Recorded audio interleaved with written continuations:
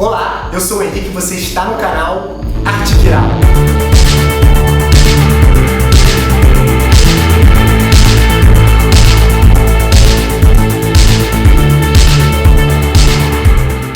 Esse é um canal sobre arte e desenvolvimento humano e hoje nós vamos falar sobre mitologia egípcia. Mas antes é muito importante que você se inscreva no canal e compartilhe para que outras pessoas também possam ter acesso a esse material. Se você se interessa em como a busca pela eternidade se relaciona com a obra de arte, esse vídeo é para você. As tribos nômades que durante o período pré-histórico dominaram as planícies do atual Saara construíram as bases para o que seria uma das mitologias mais complexas da história. As bases dessa mitologia era a ordem e o caos. Ao longo de centenas de anos, as diferentes tribos que viviam naquilo que ainda não era o Egito aglomeraram-se ao longo do rio mais fértil do planeta, o Rio Nilo. Pequenas aldeias se juntavam e iam formando ao longo dos séculos tribos cada vez maiores e mais complexas. Havia assim uma enorme dificuldade para se unir às diferentes mitologias. Porém, com a unificação do Alto Egito com o Baixo Egito em 3100 a.C. pelo faraó Menes, surgia o primeiro império do planeta até então. Existem muitas fontes para o estudo da mitologia egípcia, como estátuas, túmulos, templos e principalmente as pirâmides. Porém, os egípcios não deixaram obras que explicassem suas crenças. Dessa maneira, muitos pesquisadores centram seus estudos em 3 obras principais: no Livro das Pirâmides, nos textos dos sarcófagos e no Livro dos Mortos. Descobertos em 1881 entre Mênfis e o Cairo, nos textos das pirâmides encontram-se escritos sobre os muros dos corredores das câmaras funerárias das pirâmides. Esses textos continham rezas, músicas e receitas com o objetivo de proteger o faraó e garantir a sua sobrevivência no mundo dos mortos. Os textos dos sarcófagos eram escritos hieroglifos que ficavam nas tumbas. Eles continham uma diferença importante dos textos das pirâmides. Além de o espírito do morto assumir várias formas, ele também poderia voltar ao reino dos vivos para visitar seus parentes mais próximos. Já o Livro dos Mortos eram textos escritos em papiro muito ornamentados e traziam mensagens ligadas ao respeito, à verdade e à justiça, levando em conta os atos do vivo para serem julgados após a vida. Os textos que integram o que hoje se denomina o Livro dos Mortos não foram escritos por um único autor e nem são da mesma época histórica. A mitologia egípcia era baseada no politeísmo, isto é, no culto a vários deuses. Os deuses egípcios possuíam características humanas, sendo que muitos deles se transformavam em outros seres. Além disso, tanto o zoomorfismo, que diz respeito às formas animais, como o antropozoomorfismo, isto é, deuses metade seres humanos e metade animais, caracterizam a mitologia egípcia. Existe também uma relação direta entre os mitos de origem egípcios e as concepções do cosmos. Os habitantes do Egito entendiam que o universo possuía conexões com o rio Nilo, a duração dos dias e dos meses, bem como as estações do ano que variavam ciclicamente, eram fundamentais para prever também os ciclos das cheias do rio Nilo. Segundo o mito principal da região egípcia de Unet-Mehet, e que foi uma das cidades mais importantes do ponto de vista religioso e político durante a época do Reino Antigo, conta-se que no início não existia nada, apenas o grande líquido cosmos chamado de Nun. Nun se condensa e se transforma em Atum, que em seu movimento de expansão e retração explode e gera sozinho as estrelas e os planetas. Atum também se une ao deus Sol chamado de Ra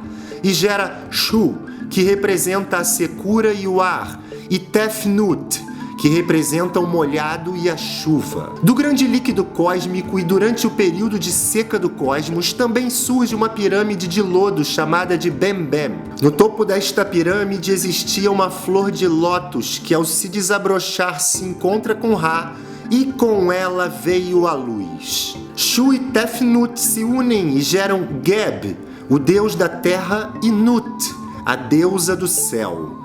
Assim surgem o céu e a terra. O deus Ra governava o Egito de forma soberana. Ele presenteou o Egito com animais sagrados como o boi, o leão e o crocodilo. Porém, Ra tem um pressentimento que suas gerações seguintes iriam criar uma nova geração de deuses, o que faria sua força diminuir. Assim, Ra proíbe que o céu e a terra tenham filhos.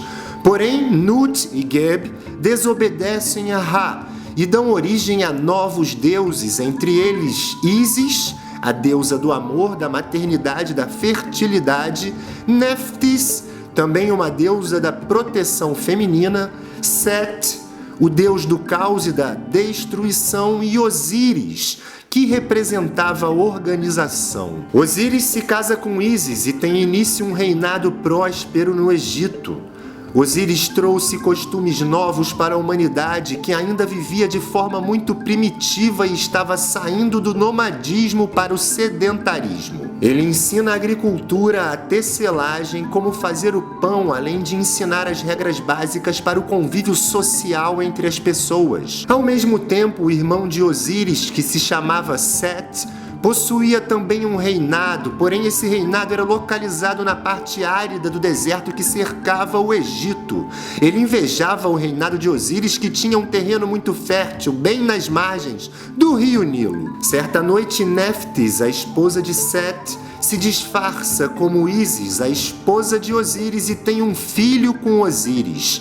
Este filho se chama Anubis, o rei dos mortos. Sabendo disso, Set fica furioso e decide destruir Osíris. Set convida Osíris para uma festa em seu palácio e durante a festa, Set diz que vai presentear com um belíssimo baú a quem couber perfeitamente dentro deste baú. Osíris decide entrar no baú e Set o fecha e o tranca. Set joga Osíris no rio Nilo e Osíris morre afogado. Sabendo disso, a deusa Ísis chora e por isso ocorreram cheias no rio Nilo por anos seguidos. Ísis e Neftis vão ao rio, procuram e encontram o baú e o corpo de Osíris. Sabendo disso, Set o recaptura e o esquarteja, jogando seus pedaços por todo o Egito. Mais uma vez, Ísis parte para recolher os pedaços de Osíris e depois de encontrá-los, com a ajuda de Anubis, o deus dos mortos, ela mumifica Osíris, que ressuscita e vai reinar no mundo da vida após a morte. Ao ressuscitar, antes de ir para o reino dos mortos, Osíris ainda tem um filho com Ísis, que se chama Horus. Horus nasce para vingar Osíris junto a seu irmão Set. Assim, Horus derrota Set numa batalha que dura quase um século e se torna o primeiro faraó do Egito. Seus descendentes todos também se tornaram faraós. A arte egípcia está toda relacionada com a religiosidade. Na verdade, não existia sequer a palavra arte entre os egípcios.